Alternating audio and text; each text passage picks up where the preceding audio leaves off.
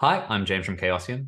I sat down with Mike Mason, who is the creative director of Call of Cthulhu, and we talked about shapeshifters. Shapeshifters are a classic plot for a Call of Cthulhu scenario, and Mike talks about why they work so well, how you can make them more exciting in your scenarios, and some great scenarios that use shapeshifters as a central element. I'll jump across to the interview in just a moment. Please remember to subscribe. Thanks for watching. Well, it's a recurring theme in horror generally, isn't it? I mean, it all strives down to the horror of the known versus unknown, and it combines very well in the idea of shapeshifting, because you're dealing, the obvious situation is you're dealing with somebody you think you know, and you're having this conversation, and suddenly they transform and they are not somebody you know. They're in fact some horrible monster or something, and you have that kind of complete reversal of the situation.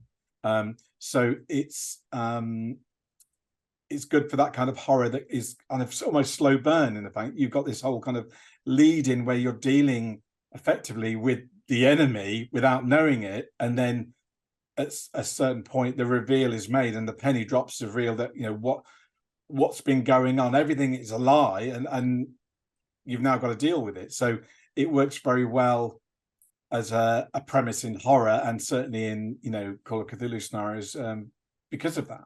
There's a bunch of different scenarios that use shapeshifters in them, and there's also a bunch of different forms that shapeshifters can take. Can you walk us through some of the scope of shapeshifting in Call of Cthulhu? Kind of three options that you have in terms of what the game kind of affords you. The obvious one is certain monsters may have an innate ability or some kind of natural reason that they can do shape-shifting. For example, shoggoths, they can reform and change their appearance, and there's no reason why a shoggoth can't appear as somebody. Maybe it's not a fantastically accurate representation, but it's good enough to pass most of the time. Or the kind of the idea of the evolved shoggoth, the shoggoth lord, who can pass as human in that way. You've got things like serpent people, who tend to use magic, spells, or maybe some sort of serum or potion, scientific kind of sense that they can manipulate their body to appear as somebody else. And the other ones, the masters at this is the Mygo, the fungi from Yuggoth, who have got all kinds of mechanisms. They could use spells. They've got this kind of alien technology that allows them to swap brains between people, so you could have different brains in different bodies and all that kind of thing. And to the old favorite that you see in the story, the Whisper in Darkness, just taking a human skin and wearing it, and manipulating their bodies like they can to kind of squeeze their massive brains into the size of a human head, and operate that way. Now, obviously, some Mygo are going to be better at that than others, but they are kind of like your steadfast ones. But there are many kind of mythos entities that could, in theory, if you want them to, change shape and do such. Crawling ones are a good example. We tend to think of them as these kind of amalgams of creepy crawlies and worms, in a kind of humanoid body.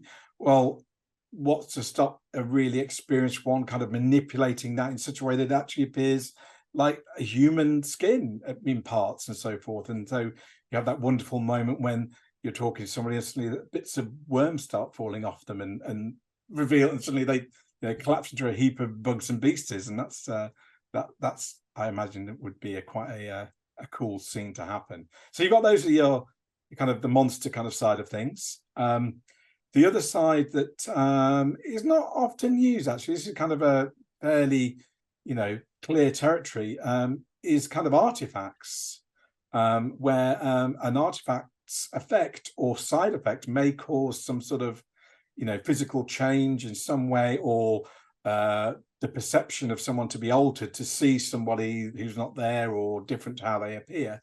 And so that could be maybe some sort of Yithian device, or even Mygo device, or whatever, that can do that. And if a cultist gets hold of it, maybe they can understand that they can change their appearance, or the so forth. So yeah, artifacts as well. But the kind of the key one here that kind of really opens it out to anyone really in terms of who could use these kind of spells, these kind of changing spells, the kind of transformation spells. The Grand Grimoire of Cthulhu Mythos Magic, there's a section on different types of spells, and there's a section on transformation spells. There's a whole bunch of different ones that do it in different ways. There's the appear human spell that tends to be used by serpent people to appear human and pass amongst us, to things like mind exchange, where you're not changing your body, you're not changing your physical appearance, you're swapping bodies with somebody, and there's all things like that, to there's a kind of quite major alterations to things like control skin, where you're able to kind of manipulate your features to kind of twist them around to look a little bit like somebody else, that kind of thing. So the whole bunch of spells that really kind of free up the potential for cultists using them, monsters using them, and so forth. And even, in those rare occasions, investigators potentially using them for good or ill, I guess. Is there a functional difference between a person using some kind of transformation magic to appear as a different person and a monster using some kind of transformation magic to appear as a person? How does shape-shifting between humans or from a mythos entity into something that appears human change the story and the narrative? It kind of comes down to why they're doing it. What is your reason as the the keeper, the writer, to do that? Often you can kind of break it down into kind of core kind of ideas, like is it survival? In the case of a monster, obviously monster walking around human society is likely to be spotted pretty quickly and cause them problems. So therefore, is it just a convenience to kind of, for their survival, effectively, to keep a low profile? So rather than hanging around the sewers and bumping into ghouls all day, they can just walk down the high street. And so that opens up their options immensely if they're able to do that. Whereas cultists and humans basically using that's not what it's about. It's not about survivability. It's about intrigue. It's about infiltration. It's about passing yourself off as somebody else for a desired effect, and that could be from anything as simple as posing as somebody who's got a lot of money so you can steal it, go to the bank and draw all the money out, or or a cultist murders somebody and then takes on that appearance so that nobody knows they've been murdered. They're living that life and using the the things available to that murdered person for them to use, whether that's access to information or people or wealth or buildings, all that kind of thing. So it's just a simple level of passing themselves off as a known security guard to access a certain building to get the thing they really want. It's as simple as that, to deciding they're going to impersonate some leader of the country and enact some grand diabolical plan. So I mean, think about why do they need to do it? And as I say, humans don't really need to do it to survive, but they can do it to access things. And monsters likewise can do it for that, but it often is more about that kind of blending in and the kind of the idea of the wolf in sheep's clothing, isn't it? It's the idea of all this food around me, I can wander right up to it and eat when I like, rather than wander out in the street and everyone's trying to shoot me because I look different in that way of a monster. As you talk about these different formats that a shapeshifter adventure can take, I start to think about some of the Call of Cthulhu scenarios that have a shapeshifter element to them, be it Horror on the Orient Express or Shadows of Stillwater, A Time to Harvest, all these great campaigns and scenarios. Would it be fair to say, applying a little bit of what you said, that generally shapeshifter campaigns tend to either be about a sort of identity theft, somebody picking up a specific person for their access or their abilities or convenience, but it's about this identity, versus concealment. They are trying to just do monstery things or do evil things, and they are just using their ability to hop between forms to hide that fact. Yeah, I mean, it does kind of split down in those ways often. It's difficult to talk about specific campaigns without giving away key plots, because obviously when somebody isn't who you think they are in a campaign, that's a key moment and a key kind of part of the plot. So I don't really want to spoil those in that way, but those books you mentioned, Shadows Over Stillwater and Time to Harvest, they all feature some element of physical change, shape changing, but often in quite different ways and for different reasons that are particular to the plot. There's a kind of a very famous scene because of the Age of Masks and Anathotep, where there's a particular scene where there is somebody who isn't who everyone thinks they are, and there's a reveal, and often that is attended by lots of kind of shouts and screaming by players, and that's very memorable because exactly that, because it's been built up, and that kind of shock as not only as an investigator but as a player, kind of go, oh my word, that's not what we thought, is a real kind of hit in for the scene, and very memorable. That's fair enough. We don't want to provide too many spoilers. So let me start moving towards some practical advice for people who are going to be running, creating, or playing in stories that have shapeshifters. But with one last question to kind of bridge that gap between the structural, the meta stuff, and the actual gameplay elements.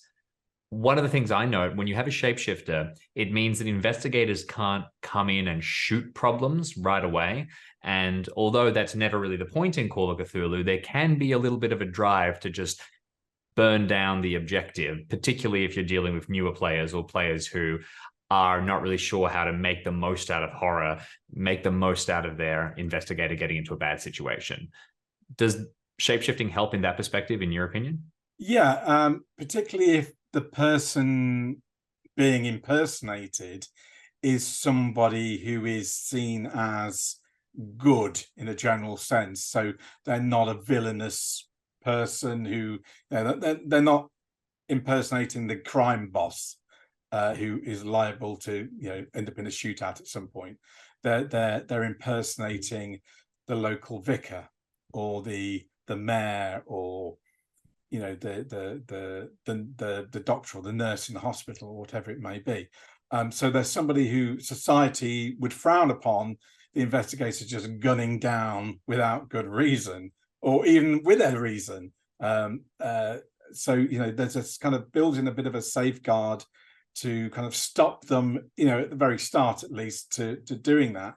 And it obviously provides that kind of layering, in that it provides a moral dilemma then, because while they're aware this person is maybe hiding something, maybe there's some sort of maybe indication they're doing something villainous, but on the surface they're a good person, that obviously prevents the PCs really from just driving into them, and so it kind of spurs the investigators to hopefully investigate more and to try and actually work out what that person is doing, if they are actually doing it, and if they are, why, and lead down that kind of path, that at some point down that path they kind of get the inclination that maybe this person isn't who they think they are, and then that leads them down the path to maybe finding the kind of the reveal that they aren't the person, they are in fact a serpent person or something else.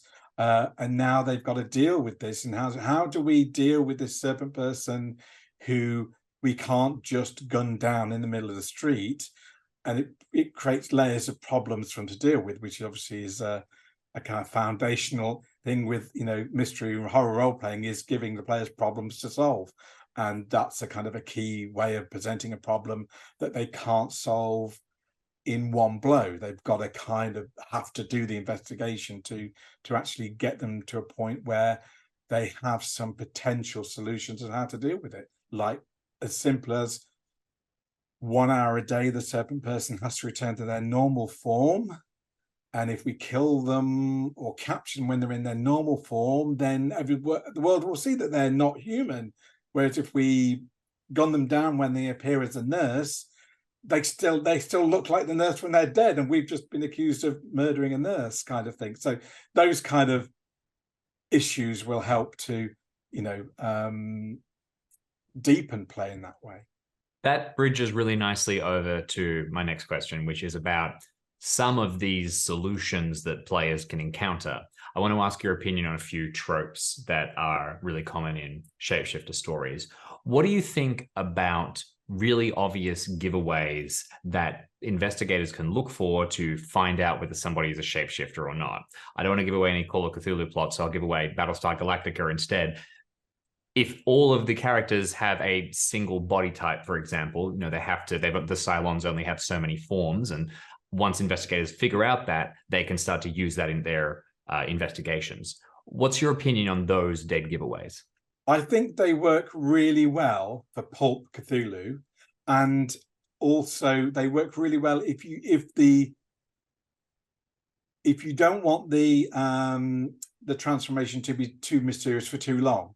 If you actually want it to be a fairly quick thing, giving the player those kind of visual or auditory clues will help them to figure it out much quicker.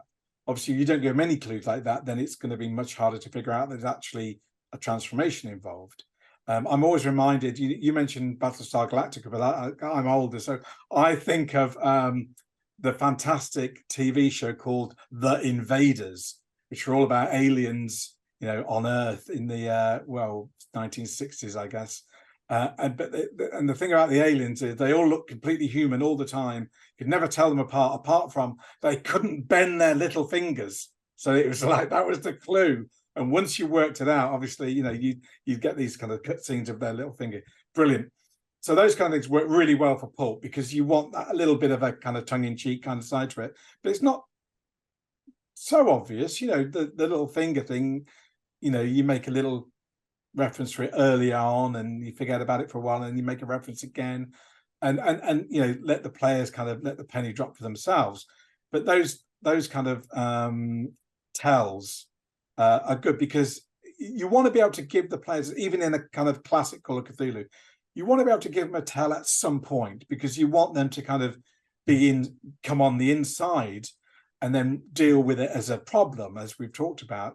We want them to kind of figure out, we think they're not who they think they are, we need to confirm it, but what's the tell? And obviously this works particularly well when there's more than one person being impersonated, because that's the lovely thing about, they're completely focused on this one individual, and maybe is their little finger never bends, and so that's the tell, and that's clearly because of that they've got to be some alien infiltration, and we're going to deal with it, and you let that go through, because they're only focusing on that one person, so they only ever see that one person's little finger never bending. However, later on, as you want the real penny to drop, when they're in the courtroom or whatever, and they're looking around and they realize that everyone in the courtroom have all got a finger like this that doesn't bend, that's the penny drop, because they realize it wasn't just one, it's everyone. And the horror is suddenly magnified completely. So that's why tells are really good fun for a keeper and for players, because it kind of allows them on the inside a little bit without giving too much away. It allows you to really kind of build on it and up the ante in a sense, depending on the plot of the scenario you're running. Let me ask you about the rate of change for some shapeshifter characters. Very often in games I've played, you'll see characters that have some kind of limit. They can take one form, they can take a couple of forms. There's some scenarios where shapeshifter characters are completely unchained, and they can take different forms between rooms. They can take on the form of the investigators. This can become so powerful that it's very difficult for investigators to battle against. What's your opinion on that sort of scope creep? Yeah, you're kind of falling into the realms of no-win scenarios potentially, and that's a very dividing subject with players. players like myself, when I'm a player, I have no problem with no-win scenarios. I'm quite happy to play them and find satisfaction in our complete and utter defeat at the end of it. However, having played with many people over many years, there are a sizable 50% of people don't like that kind of ending, and it's unsatisfactory, and there is no real way for them to win in any sense the scenario. So it's a kind of it can be off-putting. So this does fall into the the keeper advice of know your players well and understand what they enjoy and what they don't enjoy. But if it's something that you think could work, then having that kind of transformation kind of exercise that it's almost impossible to spot, it can be really good. But again, as we say often with being a keeper in Call of Cthulhu, the players only can see the world that you present as the keeper. So if you choose not to present certain information, as in lying by omission, never mentioning that everyone's got one red eye, one green eye throughout the scenario until the very end. We go, oh, well, they've got one. They've been like that all the scenario, and the players go, well, you've never told us that. The clue is completely, of no use, because you've not actually been honest and fair with the players. And so you've got to kind of balance everything you do in this kind of scale of one, fairness in terms of presenting the world as the players, their investigators, see it, allowing them to, spot things that are a little odd. If you don't do that, then how are they going to find out? And ultimately, that the whole transformation plot is kind of redundant, because they're never going to find out that somebody wasn't who they were, and actually they've just focused on the results rather than the mechanism of doing it, and so that whole plot is kind of wasted. So with storytelling, it's a bit Chekhov's gun. If there's a transformation, at some point the players have to find out there's a transformation. Otherwise, you don't need to put it in. They could forget that bit. It's all coming back again to that same mask off moment, which I think is really interesting. So let me ask you another question about that moment specifically, or more accurately, what happens afterwards. I'm going to put on my difficult player hat again for a second. I can imagine certain circumstances when you have a shapeshifter plot, the mask falls off, you find the truth, and then the investigators can go, oh, finally, bang. And there's actually not so much of a climax or a climactic final scene beyond the reveal of who's who. How do you make sure that the final scene or that final revelation remains exciting once the mask is down?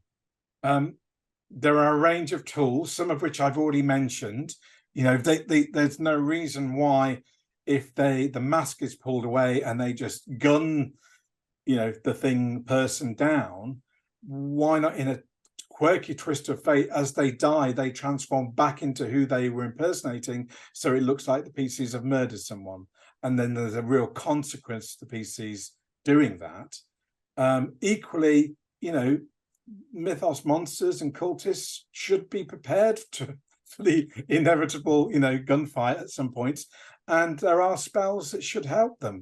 Flesh Ward is a wonderful spell that means that you can pump bullets into the person, but their flesh ward will negate the damage, and they can survive for a certain amount of time, at least long enough to get away, and then act some sort of revenge on the players and push the ante up.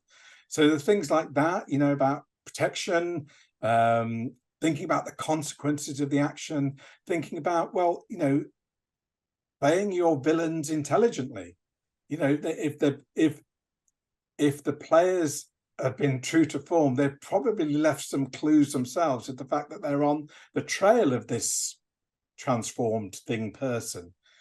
What's that thing going to do? He's going to think about, well, these guys are coming for me. I'm going to set them up. I'll set up a trap. I'll set them up that, it looks like they've gunned me down. I'll fake my death to get the police involved and get them arrested and taken away. Or my, henchmen or hench tentacly beasties will come in and deal with them while I make good out the door and go and actually spend my time doing the big plan that I want to do anyway. And these are just an inconvenience. So play them intelligently, think about things they can prepare, have on hand, think about the consequences. And maybe if the mask is pulled away and they gun them down, there's not really any consequence.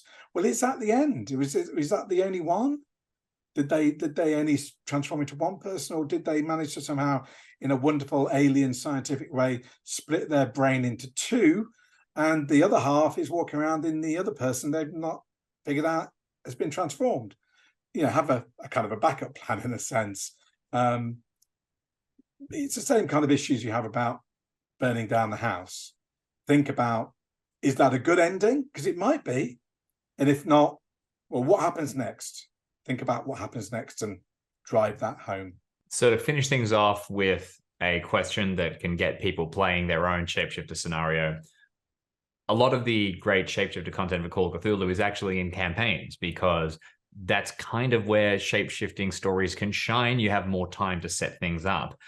Is there a great shapeshifter scenario that you recommend? Something that's maybe a one shot or a couple of shots that people can dive into, they can start to play around with and show to their group?